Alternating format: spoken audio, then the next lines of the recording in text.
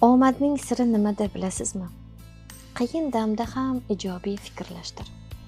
Hayot faqat quyoshli kunlardan iborat emas. Ba'zan tumanli kunlar ham keladi. Osmon tumanlashadi, og'riqli sinovlar ham hayotda bo'ladi. Lekin insonning haqiqiy qudrati ana shu sinovlar orasida ham nur izlash, yaxshi tomonni ko'ra bilishdir. Ijobiy fikrlash bu oddiy hammasi yaxshi bo'ladi degani emas, balki Allohning har bir ishida hikmat qidirishdir, borligini bilishdir. Insonning hayotida qiyin damlar bo'ladi. Sinovlar, yo'qotishlar, tushkunliklar hammasi bo'ladi. Ammo shunday vaziyatlar ham umidni saqlash bu qalbning kuchidir. Chunki shu qiyinchiliklar bilan yengilliklar ham bordir. Har bir musibat ortida yangilanish bordir. Insonning ruhi og'riq orqali o'sadi. Sabr orqali mustahkamlanadi.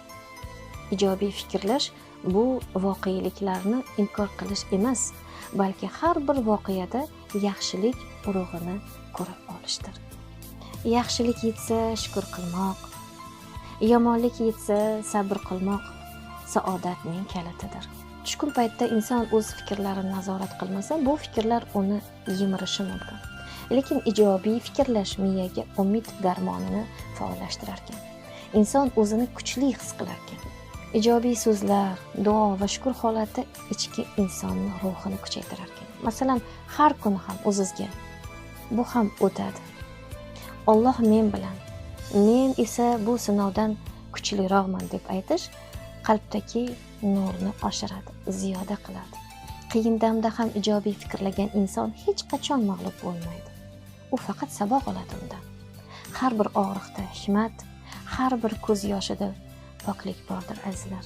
Shukr bilan yashagan qalbni Alloh hech qachon yolg'iz qoldirmaydi.